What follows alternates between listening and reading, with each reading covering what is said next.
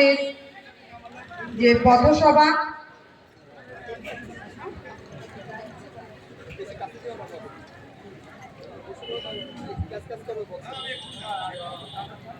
পথসভা সেই পথসভা শুরু করব। আজকে পথসভা পশ্চিমবঙ্গের ক্ষমতায় থাকা কিছু ব্যক্তি দেশ বিরোধী মন্তব্যে আমাদের এই প্রতিবাদ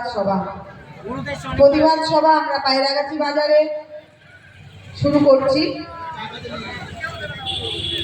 সকল শুভবুদ্ধি সম্পন্ন মানুষের কাছে আমাদের আহ্বান, আপনারা আসুন। আজকে পশ্চিমবঙ্গের যে পরিস্থিতি, সেই পরিস্থিতিকে মাথায় রেখে আমাদের এগোতে হবে, দেশকে এগিয়ে নিয়ে যেতে হবে। তার জন্য এই পথসভা। ভারত মাতা কি, ভারত মাতা কি জয়, ভারত মাতা কি জয়। বিজেপি বিজেপি বিজেপি জিন্দাবাদ, এই বিজেপি বিজেপি বিজেপি জিন্দাবাদ, এই বিজেপি জিন্দাবাদ, নরেন্দ্র মোদী জিন্দাবাদ, नरेंद्र मोदी जिंदाबाद, अमित शाह जिंदाबाद, जगदीप नड्डा जिंदाबाद, शहीद पटेल जिंदाबाद, सुब्रत ठाकुर जिंदाबाद, चंद्र ठाकुर जिंदाबाद।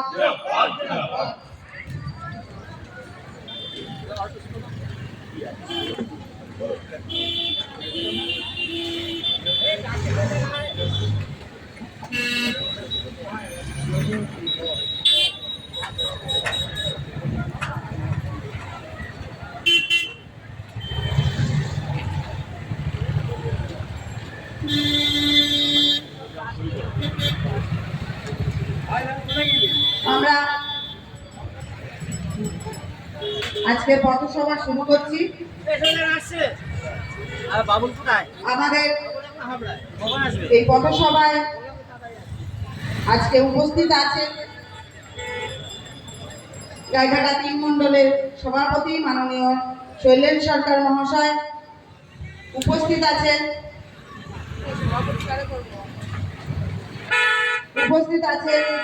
গাইঘাটা ৩ মণ্ডলের সাধারণ সম্পাদক প্রকাশ সরকার মহাশয়, উপস্থিত আছেন সহ সভাপতি রবীন কর্মকার মহাশয়, উপস্থিত আছেন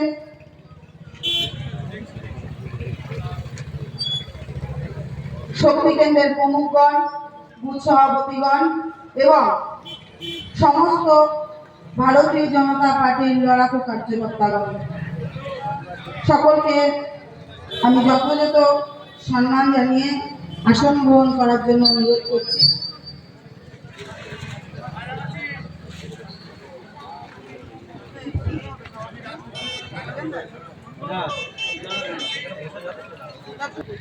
আমরা সংবর্ধমানের সমর্থন করি। আমি প্রকাশ সরকার মহাশয়কে সভা শুরু করার জন্য অনুরোধ করব।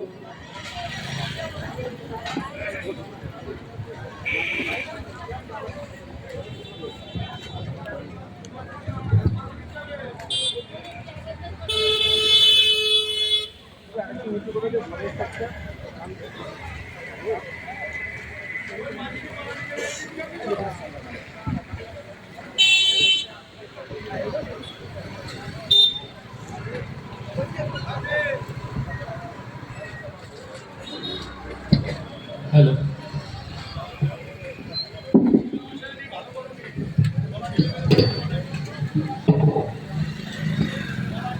তাদের রুচিকর মন্তব্যের বিরুদ্ধে আমাদের এই প্রতিবাদ সভা। আর এই প্রতিবাদ সভায় আজকে আমরা ভারতীয় জনতা পার্টির পক্ষ থেকে আমরা সবাই এই জায়গায় উপস্থিত হয়েছি। আজকে আমাদের এই অস্থায়ী মঞ্চে বক্তব্য রাখার জন্য বিপন্দাকে আহ্বান করা হয়।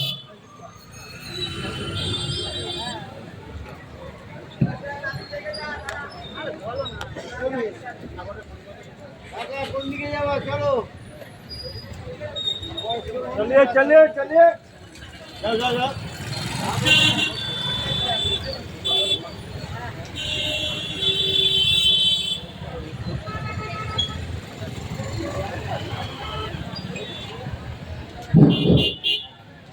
বন্ধুগণ, আজ পায়রাগাছি বাজারে বেলগুম 2 নম্বর পঞ্চায়েতের পক্ষ থেকে আমাদের মণ্ডল সভাপতি শৈলেন সরকার মহাশয়ের নেতৃত্বে এবং মণ্ডল কমিটির বিশিষ্ট পদাধিকারী ব্যক্তিদের নেতৃত্বে আজকের একটা পথসভা, প্রতিবাদ সভা এবং পথসভা। তো আমি প্রথমেই ভগবান শ্রীকৃষ্ণের গীতার একটি মহান বাণী দিয়ে আমি আমার বক্তব্য শুরু করব। যদা যদা হি ধর্মস্য গ্লানি ভবতি ভারত অভ্যুত্থানং ধর্মস্য তদাত্মনাং সৃজাম্যহম পরিত্রাণায় সাধনাং বিনাশায় চ দুষ্কৃতম ধর্ম সংস্থাপনার্থায় সমভামি যুগে যুগে। সাধুদের রক্ষার জন্যে এবং পাপীদের বিনাশের জন্যে, ধর্ম সংস্থাপনের জন্যে আমাদের লড়াই। বন্ধুগণ, সেই ৫,৫০০ বছরের আগের যে কুরুক্ষেত্রের যুদ্ধ, আজও সেই একই যুদ্ধ প্রবাহমান। এখন হয়তো ধরনটা পাল্টেছে। তাই আপনাদের কাছে অনুরোধ যে আগামী ২৬-এর যে নির্বাচন, সেই নির্বাচনকে মাথায় রেখে এই একটি বর্বর সরকার চলছে, এই বর্বর সরকার উৎখাত করবার জন্যে যতটুকু যা প্রয়োজন সংঘবদ্ধ হতে হবে আমাদের। আর সময় নেই, শেষ সময় অন্তত এই সংঘবদ্ধতা না থাকলে আমাদের সমূহ বিপদ। এই সরকার আর থাকলে পশ্চিমবঙ্গে হিন্দু সমাজের বিপদ হয়ে দাঁড়াবে। চারিদিকে যে নির্যাতন চলছে, সেই নির্যাতন আপনারা দেখতে পাচ্ছেন, কোনো বিচার নেই। যখন ইলেকশন আসে শয়ে শয়ে লোক খুন হয়ে যায়, কিন্তু আপনি যদি পশ্চিমবঙ্গের বাইরে চলে যান, সেখানে দেখবেন কোনো মানুষ খুন হয় না, নীরবে ভোট হয়ে যায় এবং সুস্থভাবে ভোট হয়। কিন্তু পশ্চিমবঙ্গে একটা রক্তের হোলি খেলা হয়। কি কারণে হয় সেটা আপনারা সকলেই জানেন, যে কিছু অসুর হিন্দু এবং জামাত ইসলামের সঙ্গে মিশে এই বর্বরদের মাঠে নামায়। কেন? যে না, একে খুন করে ভালো, এ আমাদের দলের কাটা, এ আমাদের দলের বদনাম করে। সেই জন্যে আর সময় নেই। হিন্দুদের কাছে একান্ত অনুরোধ রইল যে আপনারা যে কোনো মূল্যে ২৬-এর নির্বাচনকে ভারতীয় জনতা পার্টির পক্ষে রায় দেবেন। কারণ ভারতীয় জনতা পার্টি পারে একমাত্র পশ্চিমবঙ্গের উন্নয়ন ঘটাতে। আপনারা জানেন যে ২৭ বছর কংগ্রেস রাজত্ব করেছে। তার যিনি মুখ্যমন্ত্রী ছিলেন তার নাম ছিল জল্লাদ। ৩৫ বছর সিপিএমকে দিয়েছেন। সেই সিপিএম খুন খারাপি করে ধামতলা থেকে বানতলা, সাইবাড়ি সবই আপনাদের মনে আছে। সবচেয়ে মর্মান্তিক ঘটনা আপনাদের মনে আছে যে শুধু কংগ্রেস করার অপরাধে সিপিএম এর জামানায় যে ছেলেকে কেউ গলার মধ্যে মাকে কেউ ঢুকিয়ে হত্যা করে সেই মায়ের রক্ত দিয়ে ছেলেকে ভাত খেতে হয়েছিল। এরকম একটা সময় ছিল। কিন্তু আমরা বর্তমানে একটি সরকার দেখছি, সেই সরকার তুলনামূলক অনেকটাই কম, কিন্তু নারীদের যে সম্মান, সেই সম্মান আপনি পাচ্ছেন না। আজকে দুর্ভাগ্য যে একটা ডাক্তার তো মারাই গেল, সেটা আপনারা জানেন। বিভিন্ন জায়গায় যে হত্যালীলা চলছে, নারী ধর্ষণ চলছে, তার প্রতিবাদে আপনাদের প্রতিবাদ করতে হবে। আপনারা জানেন পাকিস্তানের এই বর্বরতা আমরা মেনে নেই না। আমরা ভারতীয় জনতা পার্টি পরিষ্কার জানিয়ে দিয়েছি, কোনোভাবে পাকিস্তানের সঙ্গে আপোষ নয়। পাকিস্তান এমনকি বাংলাদেশ, সেই বাংলাদেশে দেখছেন ডেইলি হিন্দু হত্যা হচ্ছে, মন্দির ভাঙছে, মন্দির ভাঙছে এবং নারী ধর্ষণ করছে, সম্পত্তি লুট করছে। আজ দেখুন, আপনাকে একটা ছোট্ট কথা বলে গেছি যে অন্য সমাজের কাছে কাঁসার থালায় ভাত খেত একমাত্র হিন্দুরা। আজ থেকে ১০০ বছর আগে বা ৬০-৭০ বছর আগে নিয়ম ছিল যে সোনার থালা মনে করে কাঁসার থালায় ভাত খেত হিন্দুরা। সেই কাঁসার থালা অন্য সমাজের ঘরে ছিল না। চুরি ডাকাতি করে হিন্দুদের কাছ থেকে নিয়ে তারা এখন ঘর ভরেছে, আর হিন্দুরা ধীরে ধীরে ধীরে ধীরে গরিব হয়ে যাচ্ছে। আপনার জীবনযাত্রা দেখুন, আপনি অনেক গরিব হয়ে গেছেন। আপনার ঘরে ঘরে চাকরি নেই, শিল্প নেই, কলকারখানা নেই, কিচ্ছু নেই। পশ্চিমবঙ্গে ফাঁকা আওয়াজ, শুধু ভাতাশ্রী দিয়ে আমাদেরকে পঙ্গু করে দেওয়া হয়েছে। ফ্রি রেশন দিচ্ছে নরেন্দ্র মোদী, এদিকে দিদি 1000 টাকা দিচ্ছে, সবাই আনন্দে বাজার করছে, খাচ্ছে। কিন্তু আজকে ইলিশ মাছ কেনার মতো সত্যি করে বুঝে হাজির বলুন তো, 1700, 1800, 2000 টাকার ইলিশ মাছ খাওয়ার মতো ক্ষমতা কটা হিন্দুর আছে? নেই। আমি জানি, আমি নিজেও খেতে পারিনি, অতএব আমি সেই দুঃখটা বুঝি। তাই সাধারণ গরিব মানুষকে বলবো, আপনারা ভারতীয় জনতা পার্টির পতাকায় আসুন। আর সময় নেই, অত্যন্ত এই শেষ সময় 2026-এর যে নির্বাচন, সেই নির্বাচনকে ভারতীয় জনতা পার্টির পক্ষে আপনাদের রায় দিতে হবে। আর না হলে সে দায়িত্ব আপনারা বুঝতে পারবেন, রক্তের বন্যা পশ্চিমবঙ্গে বয়ে যেতে পারে। সেই জন্য দাঁড়িয়ে আজকে আপনাদের কাছে এই পথসভায় বেশিক্ষণ বক্তব্য দীর্ঘায়িত করবো না। আমি শুধু একটি কথা বলতে চাই যে আপনারা সারা ভারতবর্ষে নরেন্দ্র মোদীর যে গুণ, প্রভাব, মর্ম আপনারা দেখেছেন।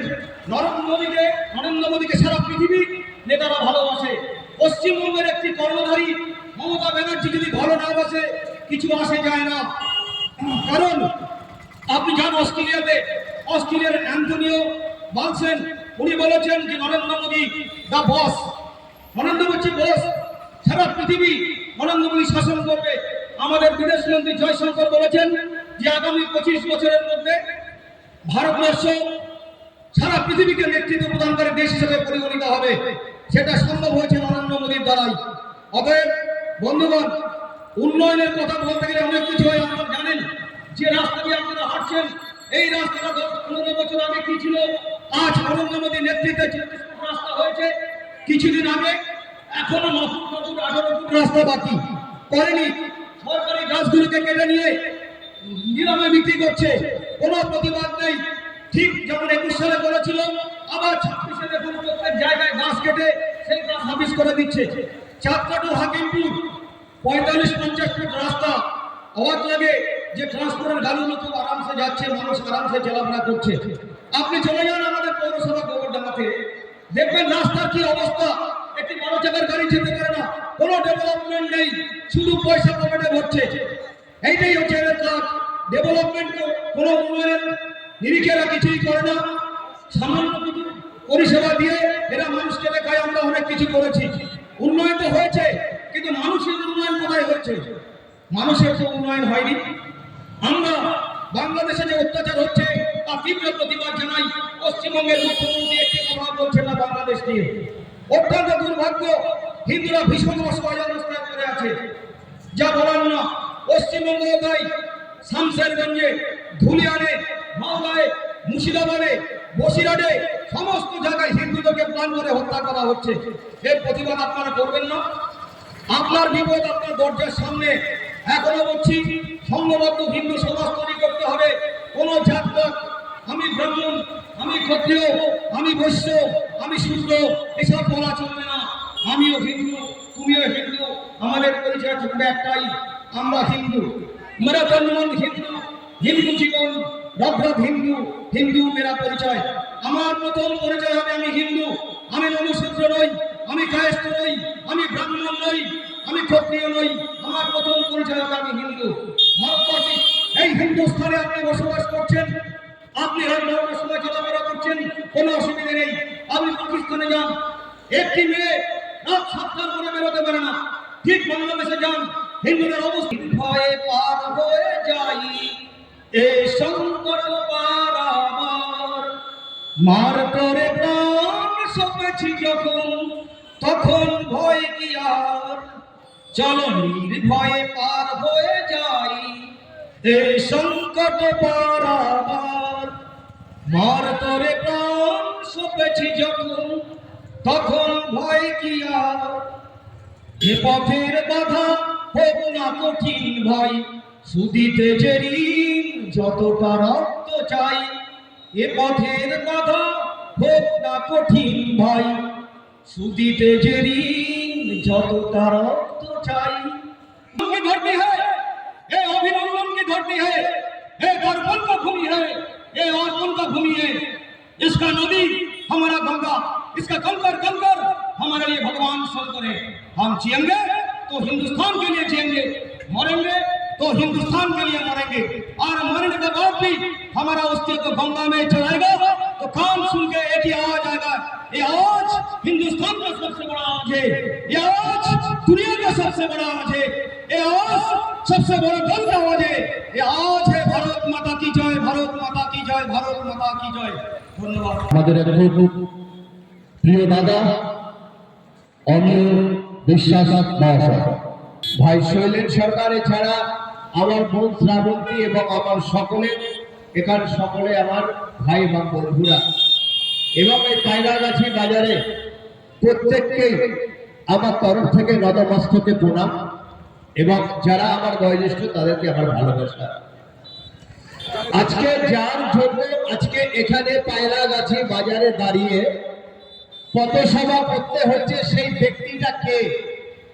কল্যাণ বন্দ্যোপাধ্যায়, মহামিত্র, এদের মতন কিছু ব্যক্তি যারা সংসদে দাঁড়িয়ে ওয়েল থেকে লাফিয়ে নিচে দাঁড়িয়ে যারা প্রতিবাদ করে, যাদেরকে পশ্চিমবাংলার মানুষ যে কল্যাণ বন্দ্যোপাধ্যায়কে জোকারে রক্ষা দিয়েছে, সেই কল্যাণ বন্দ্যোপাধ্যায়ের বিরুদ্ধে আজকে আমাদের এখানে পথসভা করতে হচ্ছে। লজ্জা লাগে তৃণমূল কংগ্রেস আপনাদের এই কল্যাণ বন্দ্যোপাধ্যায় সম্বন্ধে বলতে।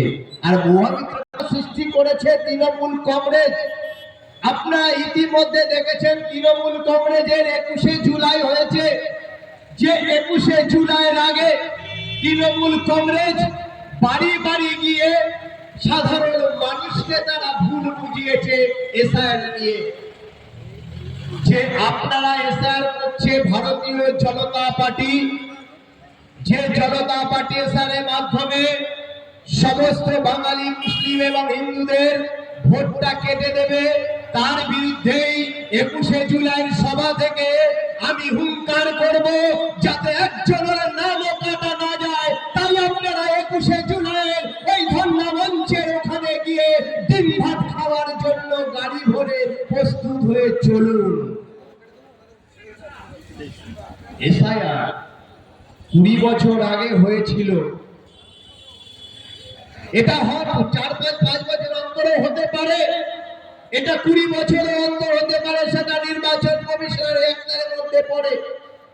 আর তৃণমূল কংগ্রেস এই বাংলাতে দাঁড়িয়ে এসআইআরের বিরুদ্ধে রাস্তায় লেগে প্রতিবাদ করছে, তারা লোকসভায় দাঁড়িয়ে প্রতিবাদ করছে।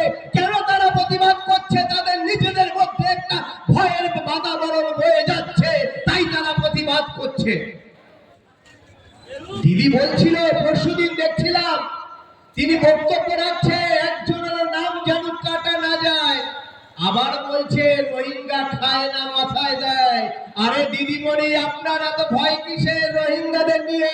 এই বাংলায় আমার হিন্দুরা, বাংলার মানুষ বাংলায় থাকবে, কোন বাংলার মানুষের নাম কাটা যাবে না। এই বাংলা থেকে অপদার্থ রোহিঙ্গাদের নাম কাটা যাবে, যারা এই বাংলায় প্রতিনিয়ত সনাতনীদের উপরে আঘাত করে, আঘাত আনে, সেই রোহিঙ্গাদের নাম কাটা যাবে এই বাংলা থেকে। আর কাদের নাম কাটা যাবে? আপনারা দেখেছেন বিহারে খসড়াটা প্রকাশ করেছে, সেখানে কাদের নাম কাটা গেছে একটু খেয়াল করে দেখবেন। মৃত ভোটার 28 লক্ষ, যে 28 লক্ষ ভোটাররা আপনাদের প্রত্যেকের নাম, কিন্তু ওই নির্বাচনের খাতায় ব্যালটে আপনাদের থাকবে এই নামটি।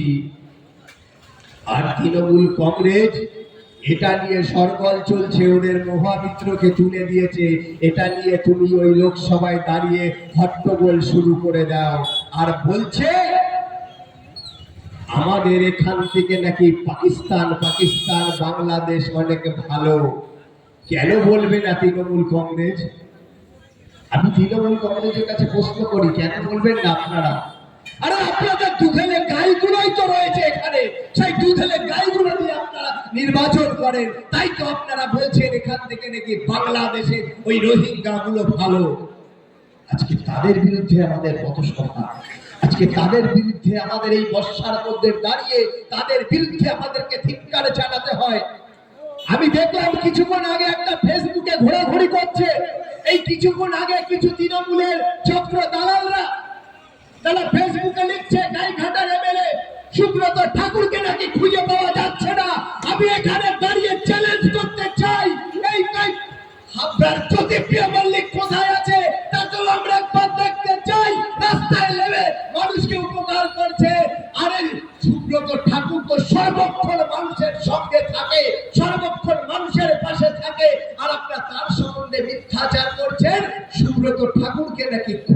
পাওয়া যাচ্ছে না, কোনো উন্নয়ন নাকি হচ্ছে না। কিছুক্ষণ আগে একটা বক্তা বলছিলেন যে এই বর্ষার মধ্যে দাঁড়িয়ে এখানে রাস্তাটা তো অনেক ভালো আছে, এখান থেকে বেশি দূর না আমার বাড়িও গোবরডাঙ্গায়। সেই গোবরডাঙ্গা যা বর্তমান রাস্তার পরিস্থিতি হচ্ছে, সেখানকার চেয়ারম্যানকে কিন্তু খুঁজে পাওয়া যাচ্ছে না পৌরসভায় গেলে। এটা আপনাদের ফেসবুকে লিখুন বন্ধু। পার্লামেন্টে দাঁড়িয়ে প্রথম শপথ নিয়েছিলেন, সেদিনকে আমার মুসলিম ভাই বোনেদের কথা ভেবে 3 তালাকের মতন একটা জঘন্য কথা সেদিনকে তিনি দাঁড়িয়ে তুলে দিয়েছিলেন।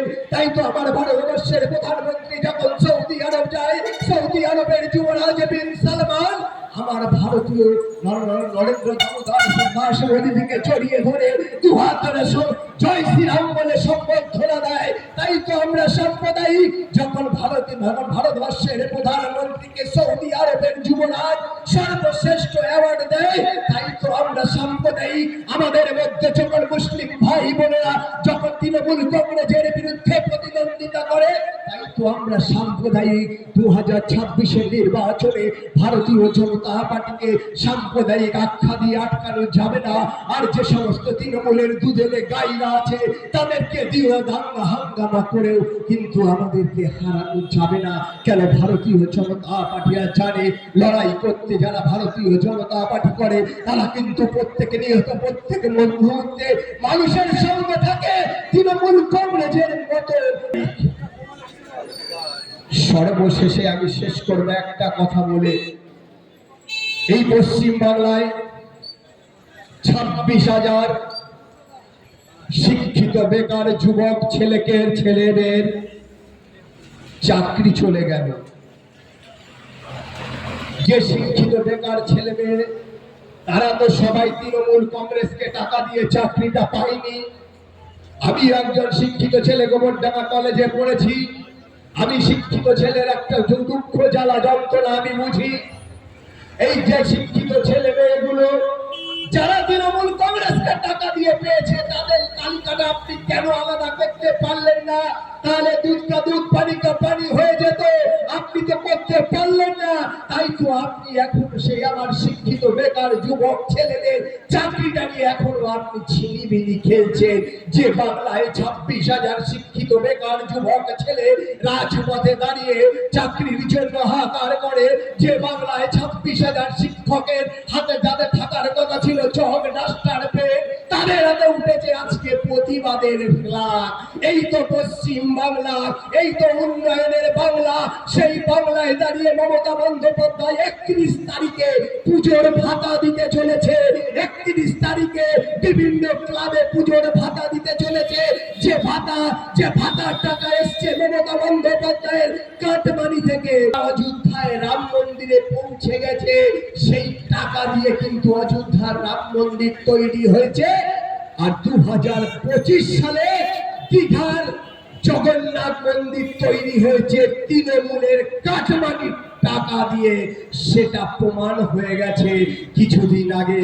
জগন্নাথ দেব আমাদের সবার দেব, আমাদের সবার দেবতা। পুরী হচ্ছে ধাম। যে জগন্নাথ দেবকে দেখিয়ে পশ্চিম বাংলায় তৃণমূল কংগ্রেস ক্ষমতায় আসতে চলেছিল, যে জগন্নাথ দেবকে দেখিয়ে বিকল্প একটা রাস্তা ঘুরতে চেয়েছিল, জগন্নাথ দেব হয়তো সেটাকে সহ্য করতে পারেননি। তাই তো কিছুদিন আগে দেখলেন বিনা মেঘে বজ্রপাত হলো। ওই দীঘার জগন্নাথ মন্দিরের উপরে বজ্রপাত হলো। ওই দীঘার যে ধসটা আছে সেটা পুরো ছাই হয়ে গেল, কিন্তু পুরীর ধসটা এখনো উঠছে। এটাই তো পার্থক্য তৃণমূল কংগ্রেসের সঙ্গে আমাদের। এটাই তো পার্থক্য তৃণমূল কংগ্রেসের সঙ্গে ভারতীয় জনতা পার্টির। আরেকটু জোরে বলুন, ওই কিছু কিছু তৃণমূলের চোররা আছে। জয় শ্রীরাম। সকলে ভালো। এই প্রতিবাদী পথসভা অনেকক্ষণ ধরে চলছে, আপনারা শুনছেন। প্রাকৃতিক দুর্যোগকে উপেক্ষা করে একটু আগে অমিয়র বক্তব্য শুনছিলাম, অসাধারণ উপস্থাপনা করে সার্বিক দিক অমিয়র খানা তুলে ধরেছে। মূলত পশ্চিমবঙ্গকে যেভাবে অশান্ত করার চেষ্টা চলছে এক বাংলার ভেতরে, এবং দ্বিতীয়ত ভারতবর্ষের অঙ্গনে বাংলা সম্পর্কিত যে ধারণা, পশ্চিম বাংলা সম্পর্কে সমগ্র ভারতবাসীর যে ধারণা, সেই ধারণা দেখেছেন ভয়ঙ্করভাবে নিচের দিকে এসে নেমেছে, এমনভাবে যে বহু জায়গায় বাঙালিরা ঘাট ধাক্কা খাচ্ছে এই মুহূর্তে দাঁড়িয়ে। একটি অত্যন্ত অস্বাস্থ্যকর পরিস্থিতি। আর তারই সঙ্গে বাংলাকে সবভাবে নিচু করবার জন্যে বাংলা থেকে যে সকল সাংসদদের আপনারা পাঠিয়েছিলেন পার্লামেন্টে, তারা তাদের যে আচরণ, তাদের যে কথোপকথন, তাদের যে অযৌক্তিক যে বিষয়বস্তু উত্থাপন, সমস্তটা হাস্যকর হয়ে দাঁড়াচ্ছে এই মুহূর্তে দাঁড়িয়ে।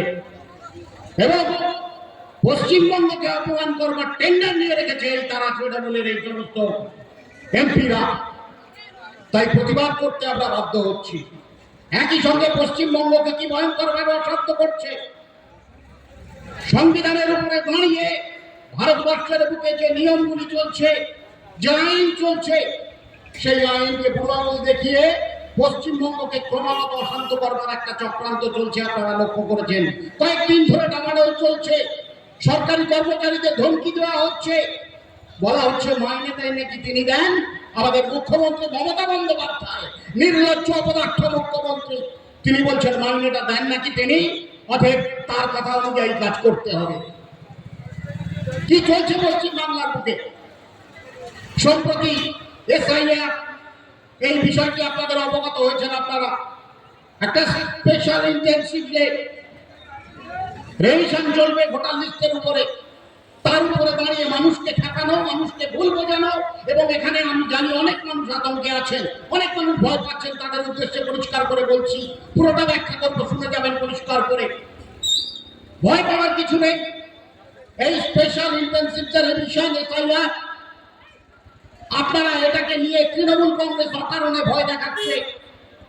কারণ ইতিমধ্যে বিহারে এই এসআইআর এর প্রভাবে 65 লক্ষ নাম বাদ গেছে। আচ্ছা আপনি বলুন তো, যে লোকটি আজ থেকে 5 বছর, 10 বছর, 3 বছর, 7 বছর আগে মারা গেছে, সেই লোকটির নাম কি ভোটার লিস্টে থাকতে হবে? 18 লক্ষ এইরকম মৃত ভোটার রয়েছে। অথচ মমতা বন্দ্যোপাধ্যায় 21শে জুলাইয়ের মঞ্চ থেকে ভয় দেখিয়ে দিলেন যে বিহারে নাম বাদ গেছে, আমাদের এখানে নাম বাদ না যায়। আপনার ভোটার লিস্টে নেই, মৃত মানুষের নাম নেই আপনার ভোটার লিস্টে।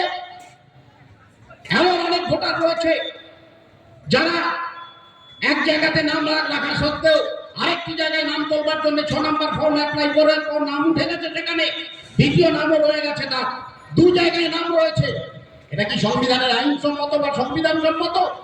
আপনারাই বলুন, 2 জায়গায় নাম থাকা সম্ভব? জোচ্চুরি করবার জায়গা। তাই সেই নামগুলো বাদ গেছে। আর বাদ গেছে যারা জেনুইন কাগজপত্র না দিয়ে সেখানে নাম তোলবার চেষ্টা করেছে, সেরকম নাম বাদ গেছে। আর বাদ গেছে তাদের যারা দীর্ঘদিন বিদেশে রয়েছেন, তাদের নাম বাদ গেছে। এইভাবে 65 লক্ষ মানুষের নাম বাদ গেছে। কি এমন সংখ্যাটা 65 লক্ষ? হ্যাঁ, পশ্চিম বাংলা এসআইআর হবে, আইন অনুযায়ী হবে। মমতা বন্দ্যোপাধ্যায়ের কারো ক্ষমতা নেই এই এসআইআর কে আটকায়। এসআইআর হবে পশ্চিম বাংলার বুকে। কারণটা আমরা জানি। 2024-এর লোকসভা নির্বাচন ফলাফলটা মনে রাখবেন। আপনাদের জানা আছে নিশ্চয় তৃণমূল কংগ্রেস কত ভোট পেয়েছিল? 2,75,64,561টি ভোট। আর বিজেপি সেখানে দাঁড়িয়ে কত ভোট পেয়েছিল? 2,33,26,351 ধরনের কিছু। 43 লক্ষ ভোটের ডিফারেন্স, প্রায় 43 লক্ষ ভোটের ডিফারেন্স। তাই দিদিমণি আতঙ্কে আছেন, ঘুমোতে পারছেন না কালীঘাটের বাড়িতে দাঁড়িয়ে।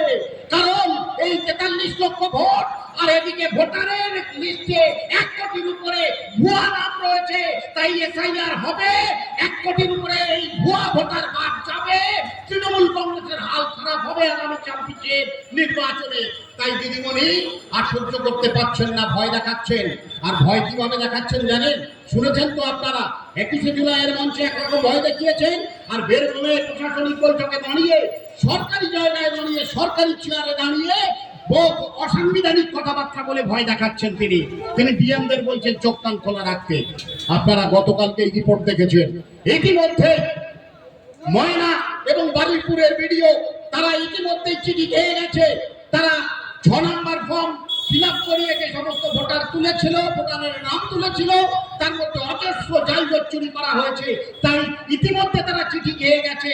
আর এই যে এসআইআর যেটা হবে, সেই এসআইআর এ কোনো ডিএম অথবা কোনো ব্লক লেভেল ইলেকশন অফিসার অথবা যারা বিএলও হিসেবে যাবেন, যেসব শিক্ষকরা আমারই কলিগ, তারা কেউ যদি 2 নম্বরই করেন আর মমতা বন্দ্যোপাধ্যায়ের কথা শুনে ভয় পেয়ে যদি 2 নম্বরের আশ্রয় নেন, তাহলে প্রত্যেকে কেস খাবে।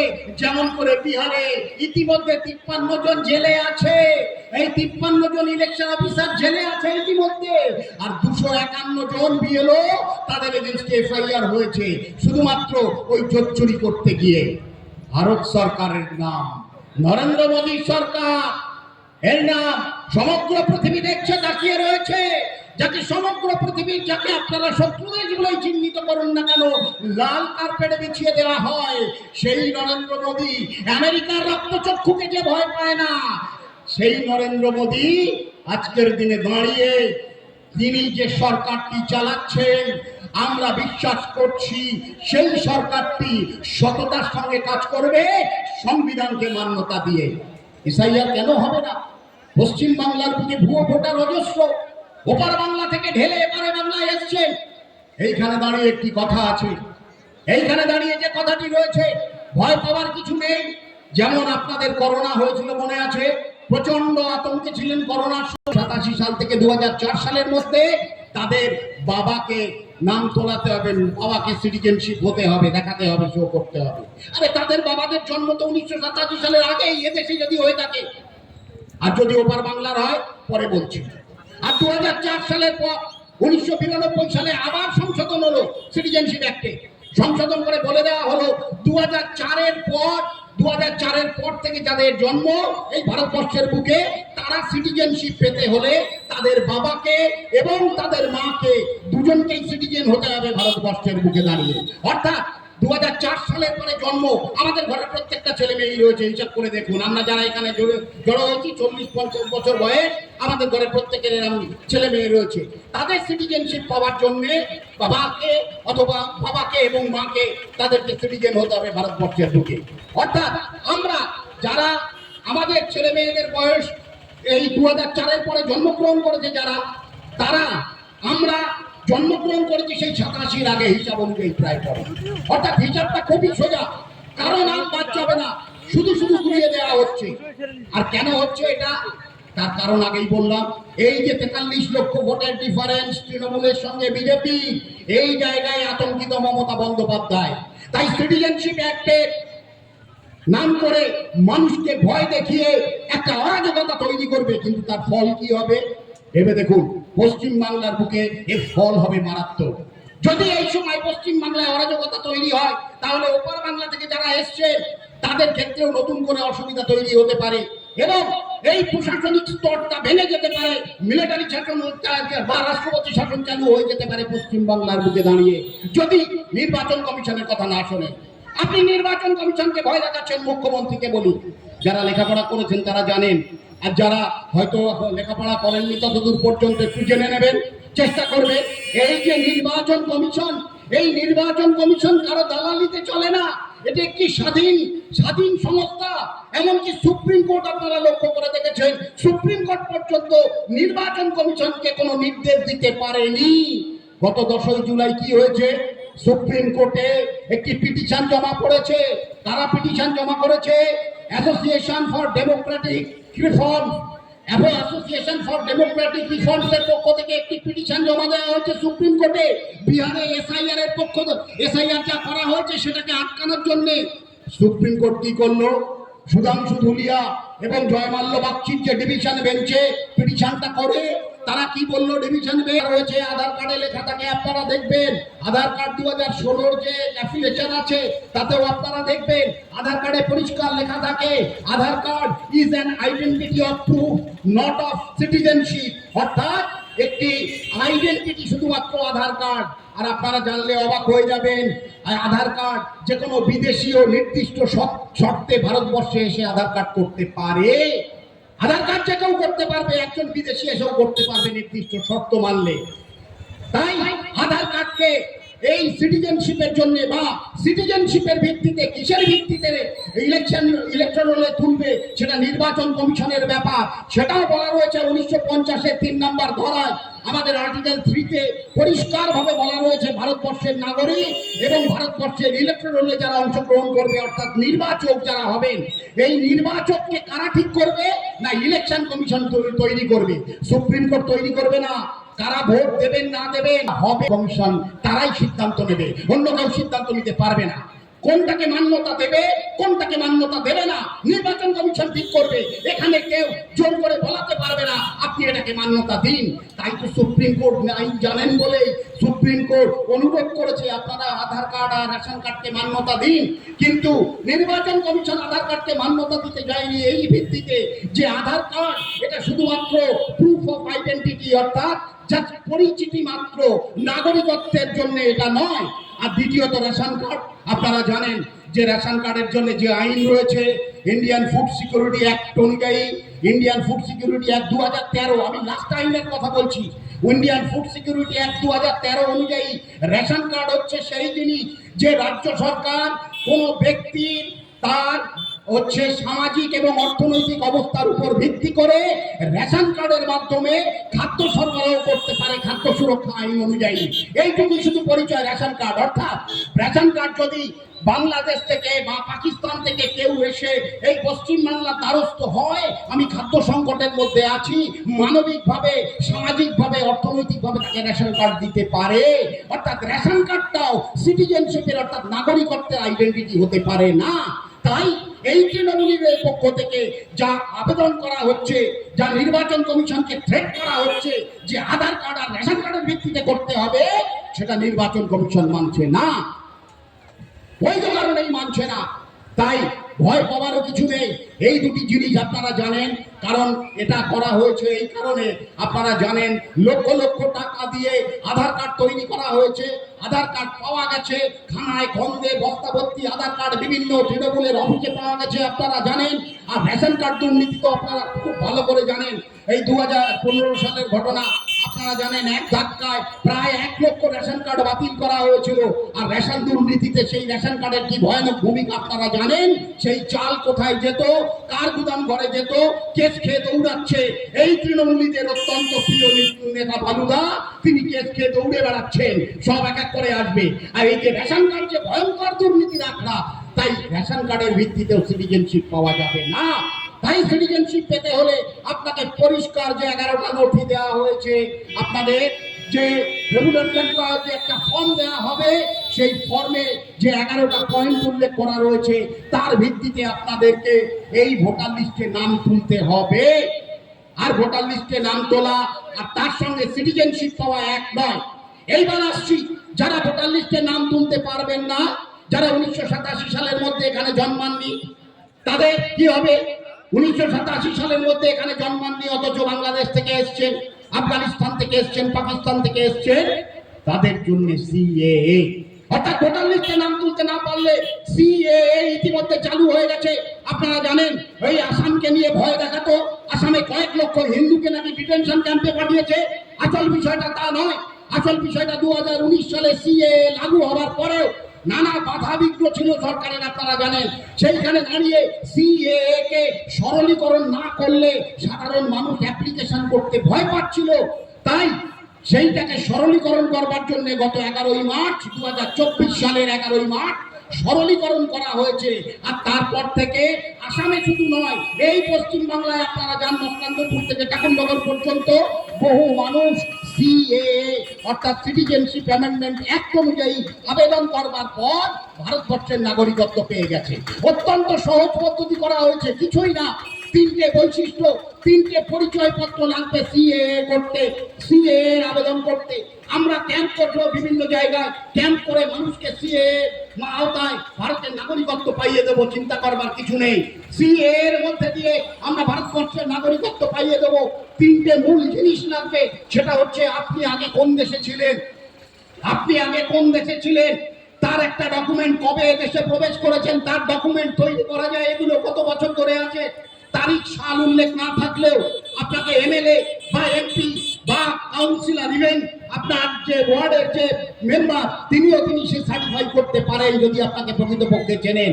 তাদের সার্টিফাইয়ের ভিত্তিতে আপনি কবে এসেছেন এদেশে, আপনি কত বছর এখানে বসবাস করছেন, এই সব সার্টিফিকেটগুলি পাওয়া যাবে। ইভেন যদি সার্টিফিকেট না পাওয়া যায় তাহলে কোর্টে গিয়ে যে কোনো নোটারি অফিসারের মাধ্যমে আপনারা 10 টাকা বা 20 টাকার স্ট্যাম্প পেপারে এফিডেভিট করে নিয়ে সেই বয়ান দিলেও চলবে। এত সহজ করে দেওয়া হয়েছে সিএ। ভয় পাওয়ার কিচ্ছু নেই, প্রত্যেকের নাগরিকত্ব থাকবে। তবে হ্যাঁ, একটি বিষয় বলছি আমরা, এই সিএ তাদের জন্য যারা বাংলাদেশে নির্যাতিত, যারা পাকিস্তানে নির্যাতিত, যারা আফগানিস্তানে নির্যাতিত। পরিষ্কার করে বলা হয়েছে হিন্দু, জৈন, তারপরে শিখ বা ফার্সি, এদের সকলের জন্য সিএ, কোন মুসলিমদের জন্য নয়। কেন মুসলিমদের জন্য নয়? আপনারা জানেন বাংলাদেশ একটি ইসলামিক রাষ্ট্র, সেখানে মুসলিমদের দ্বারা অত্যাচারিত প্রতি মুহূর্তে হিন্দুরা। পাকিস্তানে আপনারা লক্ষ্য করেছেন, পাকিস্তান জন্মগতভাবে মুসলিমদের জন্য, ইসলামদের জন্য তৈরি হয়েছিল পাকিস্তান। সেখানে হিন্দুরা ক্রমাগত অত্যাচারিত, পালাতে পালাতে ভারতবর্ষে এসে ঠাঁই নিয়েছে। আর আফগানিস্তান, সেখানেও তো জানেন আপনারা তালিবান শাসন চলছে। সেই তালিবানের দ্বারা অত্যাচারিত মানুষগুলো পালাতে পালাতে ভারতবর্ষে এসে আশ্রয় নিয়েছে। তাই এই সমস্ত অত্যাচার যারা করেছে সেটা হচ্ছে ইসলাম মৌলবাদ। তাই কোন ইসলামিককে, অর্থাৎ সেখান থেকে কোন মুসলিম ধর্মের কোন মানুষ অত্যাচারিত হয়ে পালাতে পারে না। হয় সে সেখানে খুন খারাপি মার্ডার করেছে তাই পালিয়ে এসছে, অথবা অন্য কোনো বিষয় নিয়ে গন্ডগোল করে পালিয়ে এসছে, তাই সে ধর্মীয় কারণে অত্যাচারিত নয়। তাই সিএ বলছে তাদেরকেই নাগরিকত্ব দেওয়া হবে যারা বাংলাদেশ, যারা আফগানিস্তান, যারা পাকিস্তানে অত্যাচারিত হয়ে ভারতবর্ষে পালিয়ে এসছেন তাদেরকেও দেওয়া হবে। অর্থাৎ এইরকম মানুষ বহু আছেন, হয়তো পুরোপুরি অত্যাচার হয়নি, ভয়ঙ্কর অত্যাচার হয়নি, অত্যাচার করবার জন্য ছক করছিল, তৈরি হচ্ছিল। আপনি আরো কিছুদিন থাকলে সেখানে হয়তো অত্যাচারিত হতে পারতেন, মার্ডার হয়ে যেতে পারতেন, আগে ভাগে পালিয়ে এসছেন। দুশ্চিন্তার কারণ নেই। আপনাকে তথ্য জানাতে হবে, হ্যাঁ আমি হুমকির শিকার ছিলাম, আমাকে যে কোনো মুহূর্তে আক্রান্ত হতে হতো, তাই আমি পালিয়ে এসেছিলাম। যারা ভারতবর্ষে ঢুকেছেন এই সকল হিন্দুরা, সেই হিন্দুদের জন্য সিএ। তাই ভোটার লিস্টে যদি নাম না ওঠে, এসআইআর এতে যদি নাম কাটা যায়, ঘবড়াবার কিছু নেই, টেনশন করবার কিছু নেই। নাগরিকত্ব সিএ দ্বারা হয়ে যাবে অতি সহজে। আপনারা বিভিন্ন মিডিয়ায় দেখবেন, সোশ্যাল মিডিয়াতেও দেখবেন, সংবাদ মাধ্যমেও দেখবেন, যারা সিএ যে নাগরিকত্ব পেয়ে গেছে তারা হাতে সার্টিফিকেট নিয়ে তারা ইতিমধ্যে অনেক ছবি পোস্ট করেছে। আপনারা ইউটিউব খুঁজলে, গুগল খুঁজলে আপনারা পেয়ে যাবেন। অর্থাৎ সিএ চালু হয়ে গেছে, যেটা বলছিলাম।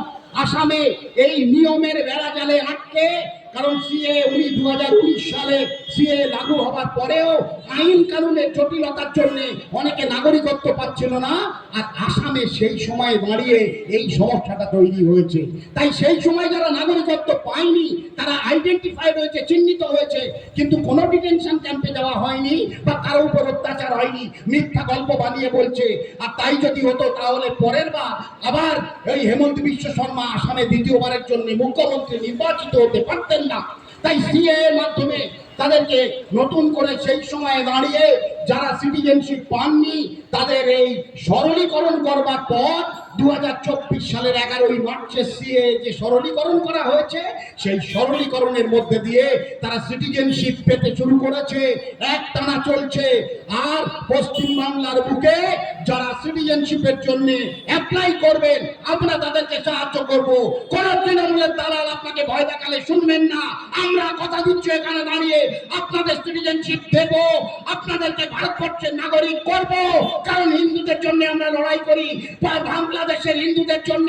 এই মমতা বন্দ্যোপাধ্যায়ের মুখে কোনো সত্তাপ নেই, কিন্তু বাংলাদেশে হিন্দু নির্যাতিত হলে ক্রমাগত হচ্ছে। এই 1 বছর ধরে আপনারা জানেন। আর আমরা এখানে দাঁড়িয়ে ওই বাংলাদেশের হিন্দুদের জন্য লড়াই করছি। আর সিপিএম এর কথা, সিরিয়ায় আক্রমণ হলে, আক্রান্ত হলে, ওপেনে আক্রান্ত হলে, অথবা জর্ডনে আক্রান্ত হলে, মানুষ সেখানকার যে সমস্ত উগ্রপন্থীদের বাচ্চা কাচ্চা আছে সব মিলিয়ে আক্রান্ত হলে এখানে দাঁড়িয়ে মিছিল করে। আর বাংলাদেশে যখন হিন্দুরা আক্রান্ত হয়, এই গত 25 দিনকেও আপনারা ভয়ঙ্কর ঘটনা রংপুরে ঘটেছে, আপনারা দেখবেন 25টা বাড়ি জ্বালিয়ে দেওয়া হয়েছে, ভেঙে গুড়িয়ে দেওয়া হয়েছে। বামপন্থীদের কোনো মিছিল নেই। এই ধরনের রাজনীতি আমরা করি না। আমরা সমগ্র ভারতবর্ষের হিন্দু সম্প্রদায়ের জন্য আমরা রাজনীতি করি। তাই সিএ এর জন্য আপনারা সকলেই প্রস্তুত হন। ধর্মীয় ক্ষেত্রে বলুন, যে সমস্ত পরিচয় লাগবে, আপনার ওপার বাংলা থেকে আসার ব্যাপারে যে তথ্য লাগবে, যে ডকুমেন্টস লাগবে, আমরা আপনাকে সাপ্লাই করব।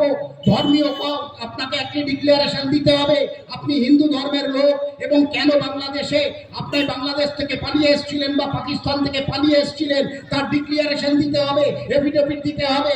আমরা আপনাকে সহজ সমাধান দেব, তার বয়ান লিখে দেব, আমরা আপনাকে সহযোগিতা করব সবভাবে। আর এসআইআর এর মাধ্যমে যখন নাম তোলা হবে ইলেকট্রাল রোলে, সবাই সহযোগিতা করবেন। নির্দিষ্ট তথ্যের বিকৃতি কেউ ঘটাবেন না। তথ্যের বিকৃতি ঘটালেই কিন্তু ভয়ঙ্কর সর্বনাশার মুখে পড়তে হবে। তথ্যের বিকৃতি ঘটালেই কিন্তু ওই বিহারের মতো অবস্থা হবে। এক এক করে আপনাদেরকে ডাকা হবে এবং এই তথ্যের বিকৃতি করানোর জন্য কিন্তু আপনাদের জেল জরিমানা সব হতে পারে। সবটাই আইনসঙ্গত, কোনো দিদিমণি কিছু করতে পারবে না সুপ্রিম কোর্টের নিয়ম অনুযায়ী আর আমাদের সংবিধানের নিয়ম অনুযায়ী। দিদিমণি যতই ধমকি দাঙ্গা দিক না কেন, আমাদের মুখ্যমন্ত্রী যে ধমকি দিন না কেন, তিনি কোনোভাবেই সামলাতে পারবেন না। পশ্চিম বাংলার বুকের থেকে আমরা এই ভয়ঙ্কর অত্যাচার, বীরভূমের বুকে আপনারা দেখেছেন, মুর্শিদাবাদে আপনারা দেখেছেন কি ভয়ঙ্কর অত্যাচার সংগঠিত হয়েছে। হিন্দুদের উপরে বেছে বেছে অত্যাচার সংগঠিত হয়েছে। কি অপরাধ করেছিল এই চন্দন দাস এবং তার পিতা? কি অপরাধ করেছিল গোবিন্দ চরণ দাস? ওরা তো হিন্দু ছিল, ওরা বিজেপি করতো না, ওরা তো সিপিএম করতো, বামপন্থী রাজনীতি করতো।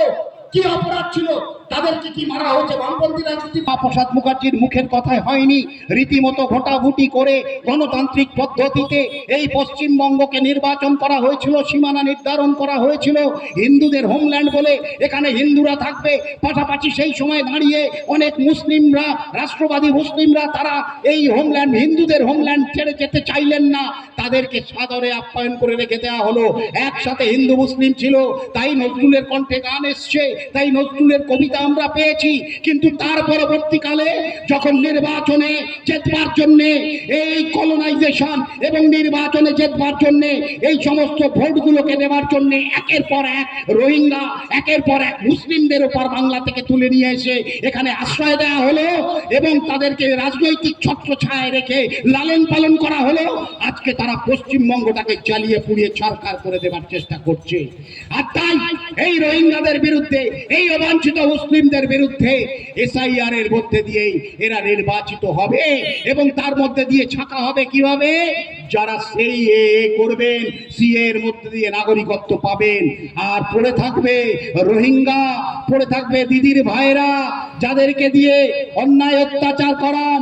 আর 2005 সালের মনে আছে, এই আগস্ট মাসের 5 তারিখে 2005 সালে ওই স্পিকারের মুখের সামনে, যারা একটু বয়স্ক তারা মনে রাখতে পারবে, স্পিকারের মুখের সামনে কাগজ ছুঁড়ে ফেলে দিয়ে এসেছিল এই মমতা বন্দ্যোপাধ্যায়। এই মমতা বন্দ্যোপাধ্যায় যাদের বিরুদ্ধে সেই দিন লড়াই করেছিলেন 2005 সালে, সিপিএম এর বিরুদ্ধে লড়াই ছিল, আর ছিল এই সমস্ত যারা বাইরে থেকে এসে ভোটার হচ্ছে পশ্চিম বাংলার বুকে। আজকে তাদেরকে কোলে করে নিয়ে তাদেরকে রাখবার জন্য আজকে পশ্চিম বাংলার বুকে ভয় দেখাচ্ছে, সরকারি আধিকারিকদের ভয় দেখাচ্ছেন, বিএলওদের ভয় দেখাচ্ছেন। তাই ভয় পাবেন না, আমরা পরবর্তীকালে আরো বেশি ব্যাখ্যায় যাব আপনাদের সামনে। আপনাদের কারো সিটিজেনশিপ মার্কাবে না, সকলেই সিটিজেনশিপ পাবেন আপনারা, যারা ওপার বাংলা থেকে প্রতারিত হয়ে এসছেন আর এপার বাংলায় যারা আছেন, তা আপনাদের উপযুক্ত ডকুমেন্ট আমরা তৈরি করে দেব, আপনাকে সাহায্য করব। ভয় পাওয়ার কিছু নেই। এসআইআর এর জন্য বাড়িতে বিএলও এলে তাকে সাহায্য করুন, তার সামনে দাঁড়িয়ে সাহায্য করুন। প্ররোচনায় পা দেবেন না তৃণমূলীদের, আমরা আপনাদের পাশে আছি। সকলে সুস্থ থাকবেন, ভালো থাকবেন। জয় হিন্দ, বন্দে মাতারাম, ভারত মাতা কি জয়।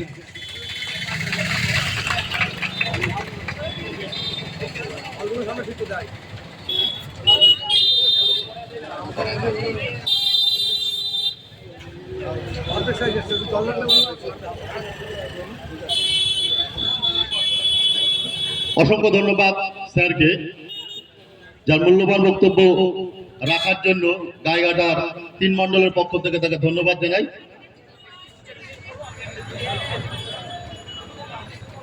আপনারা জানেন যে বর্ষা বাদল দিনে পায়রাগাছি বাজারে আজ আমরা কেন এই প্রতিবাদ পথসভা করছি। কারণ জানেন যে গতকাল সংসদে দাঁড়িয়ে কল্যাণ বন্দ্যোপাধ্যায় ও মহুয়া মিত্র যে সমস্ত নোংরা রাজনীতি করেছে তারই প্রতিবাদে আজকের এই পথসভা। এছাড়াও এসআর নিয়ে যেরকম নোংরা রাজনীতি চলছে তারই প্রতিবাদে আজকের এই পথসভা।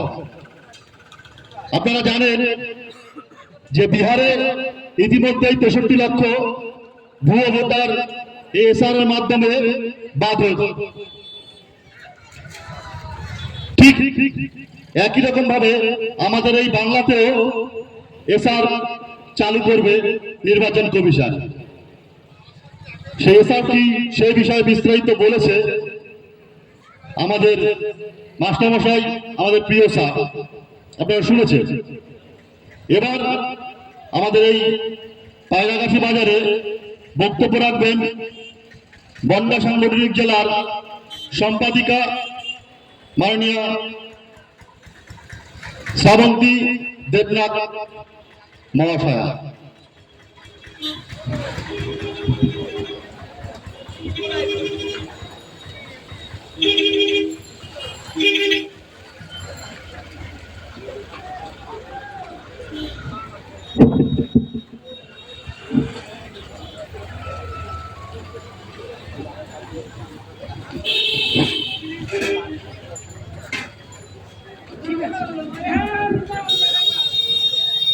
সবাই একসাথে বলবেন, ভারত মাতা কি, ভারত মাতা কি, জয় শ্রীরাম।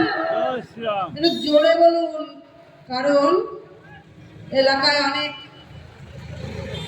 চোর। জয় শ্রীরাম, জয় শ্রীরাম, জয় শ্রীরাম, জয় জয় শ্রীরাম। ধন্যবাদ। আজ পায়রাগাছি বাজারে এক বিক্ষোভ পথসভা।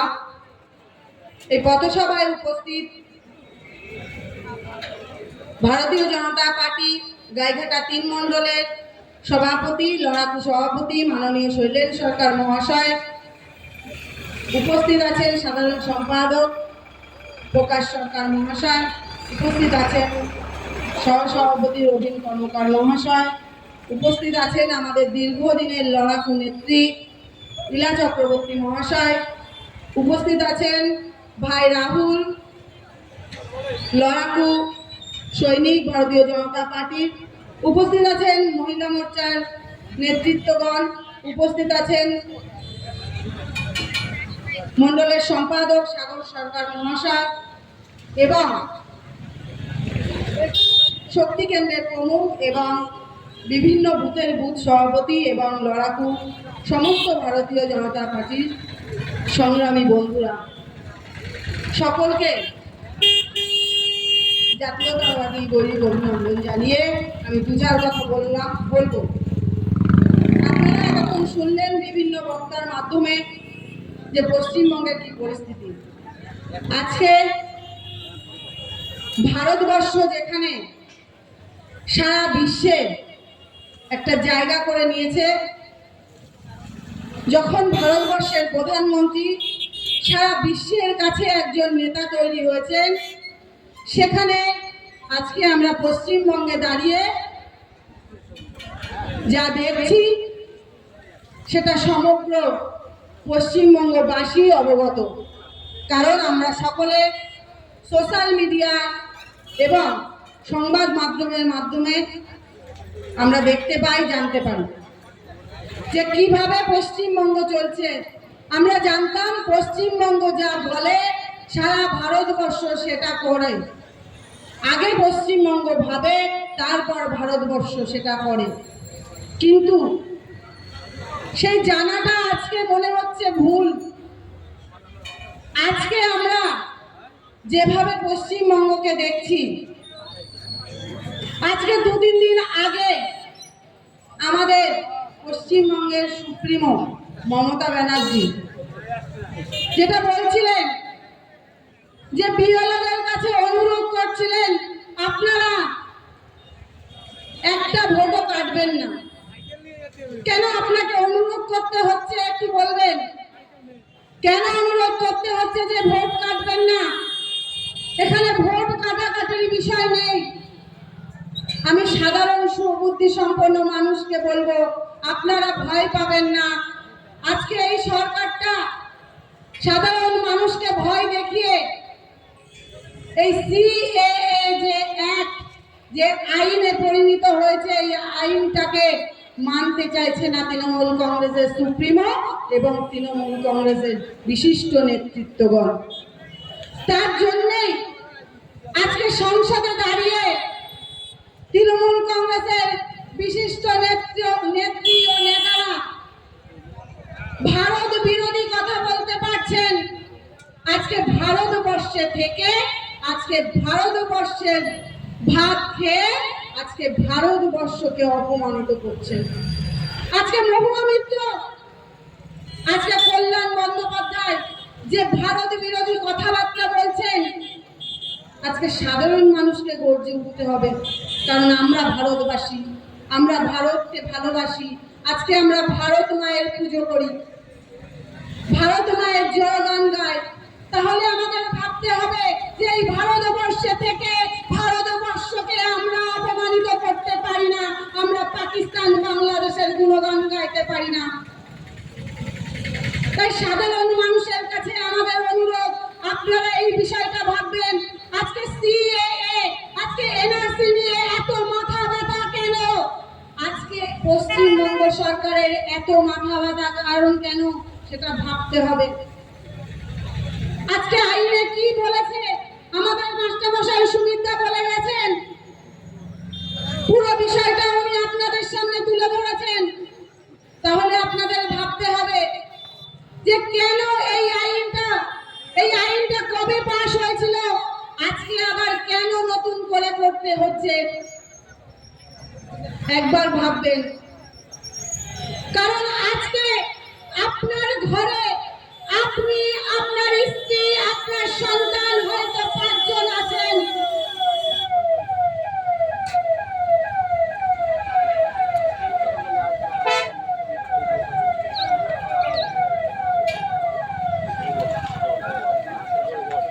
এই 5 জনের মধ্যে যদি আরো 3 জন এসে আপনার রাধা ভাতটা খেতে যায়, তখন আপনার কিন্তু পেটে খিদেটা থেকে যাবে। এটা আগে চিন্তা করবেন যে আজকে আপনাদের 5 জনের রান্না হয়েছে বাড়িতে, আপনার বাড়িতে হুট করে আরো 3 জন ঢুকে পড়লে আপনার পেটের খিদেটা কিন্তু থেকে যাবে, আপনার পেটটা কিন্তু ভরবে না। তাই এই চিন্তাটা আপনাকে করতে হবে বন্ধু। আজকে দেখবেন কি আইনে কি বলা হয়েছে যে একটা হিন্দু মানুষের ভোট কাটা যাবে না, একটা হিন্দু মানুষের নাগরিকত্ব যাবে না। যাবে কাদের? সেই সব মুসলিম রোহিঙ্গাদের যাবে, যে সমস্ত মুসলিম ভারতীয় তাদেরও কিন্তু নাগরিকত্ব পাবেন তারা। চিন্তার কিন্তু কোনো কারণ নেই। সাধারণ মানুষকে ভয় দেখানো হচ্ছে যে আপনারা বাংলাদেশের ডকুমেন্টস আনবেন না। আমি একটু আগে ফেসবুকে দেখছিলাম যে বনগাঁর একজন স্বনামধন্য তৃণমূল কংগ্রেসের নেতা গোপাল শেখ বলছেন যে আপনারা বাংলাদেশের কাগজ দেখাবেন না। ওই বাংলাদেশের কাগজ যখনই আপনি অ্যাপ্লিকেশনে দেবেন তখন আগে আপনাকে তাড়াবে, কারণ আপনার ওই ঠিকানাটা জেনে নিচ্ছে যে বাংলাদেশে আপনি কোথায় ছিলেন। সম্পূর্ণ ভুল তথ্য দিয়েছেন। আমরা বলতে চাই, আপনি যদি হিন্দু হন তাহলে এটা আপনার ক্ষেত্রে নাগরিকত্বটা নেওয়া আপনার শুভবুদ্ধি সম্পন্ন পরিচয়। কারণ আপনি একজন হিন্দু হয়ে ভারতবর্ষে এসেছেন যে এটা হিন্দু রাষ্ট্র বলে ঘোষিত হবে সেই আশায়। আর বাংলাদেশ তো মুসলিম রাষ্ট্র, সেখানে মুসলিমরা থাকুক না, অসুবিধা কি আছে? সেখানে যেভাবে মুসলিমরা হিন্দুদের উপর অত্যাচার করছে, সেই অত্যাচারের জন্য আজকে আমাদের এই আইনকে আবার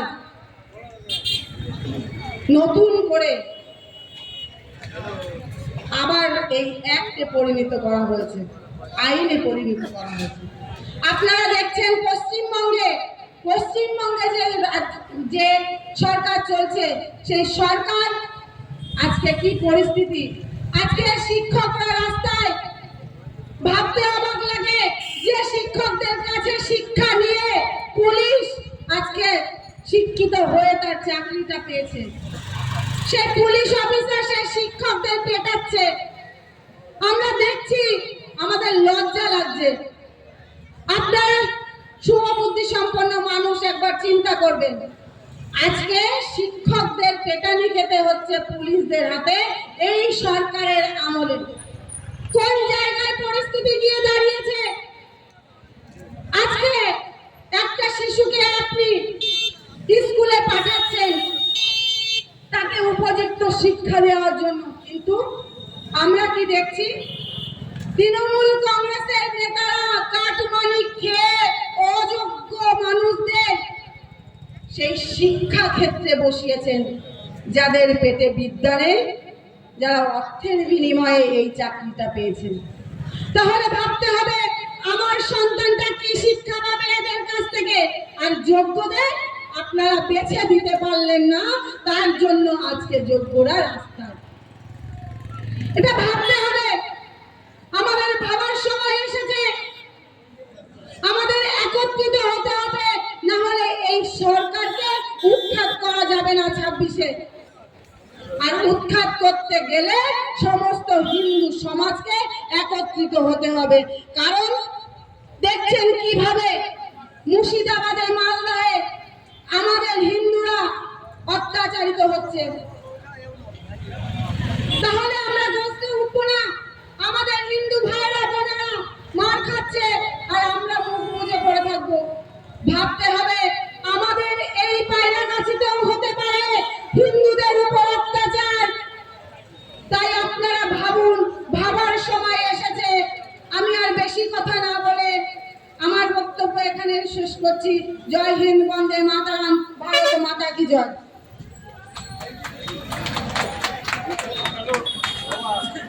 অসংখ্য ধন্যবাদ দিদিকে তার মূল্যবান বক্তব্য রাখার জন্য।